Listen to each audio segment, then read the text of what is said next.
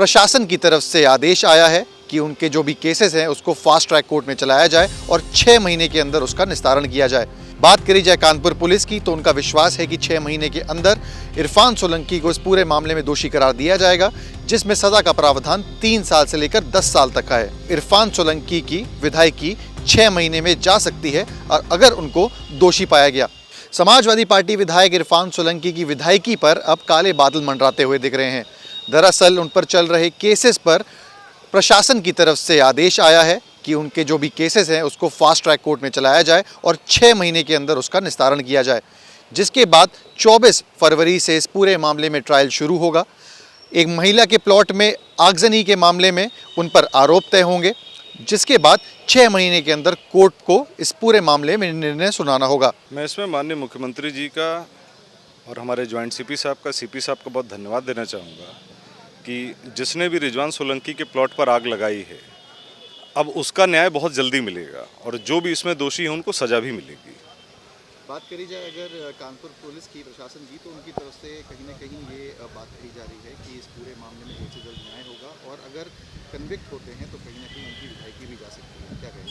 नहीं, कन्विक्शन का तो सवाल ही नहीं उठता है, क्योंकि कहीं पर भी बयान में इरफान सोलंकी का नाम नहीं लाई है पीड़िता और ना ही उनकी लोकेशन वहाँ थी। जैसा कि कोर्ट ने भी CDR सुरक्षित रखने का आदेश किया है, तो जब CDR कोर्ट खुद मंगवाएगी न्यायालय में तो अपने आप स्पष्ट हो जाएगा कि इरफान सोलंकी वहाँ पे मौजूद ही नहीं थे। ना इरफान मौजूद थे और ना ही रिजवान सोलंकी मौजूद थे, तो वो स्पष्ट हो जाएगी सिचुएशन वहाँ से। आपको लगता है 6 महीने के अंदर न्याय दिला पाएंगे अपने क्लाइंट को? मैं बिल्कुल इरफान सोलंकी, रिजवान सोलंकी को 6 महीने से पहले न्याय भी मिलेगा और जो इसमें दोषी हैं उनको सज़ा भी मिलेगी।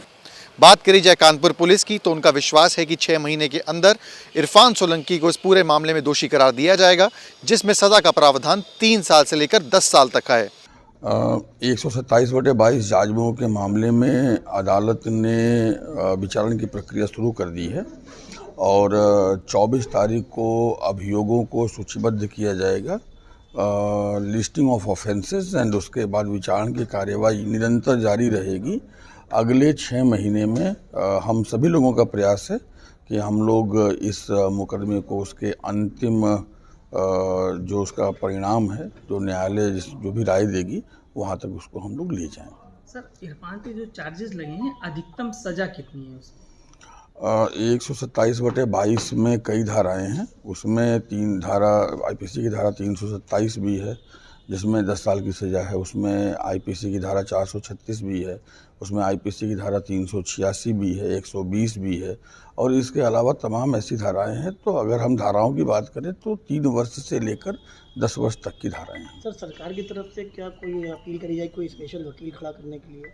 हम अपने सभी मुकदमों में अभियोजन के साथ खड़े होते हैं और कानपुर पुलिस कमिश्नरेट उत्तर प्रदेश शासन के निर्देशों के अनुसार अपने सभी मुकदमों को मजबूती से और पूरी तैयारी से अभियोजन पक्ष के साथ अपने दायित्वों का निर्वहन करते हुए कार्य करती है। अगर ऐसा ही हुआ तो इरफान सोलंकी की विधायकी 6 महीने में जा सकती है और अगर उनको दोषी पाया गया और उसके बाद सीसामऊ विधानसभा में उपचुनाव होंगे, जहां पर समाजवादी पार्टी का पिछले 25 सालों से राज रहा है।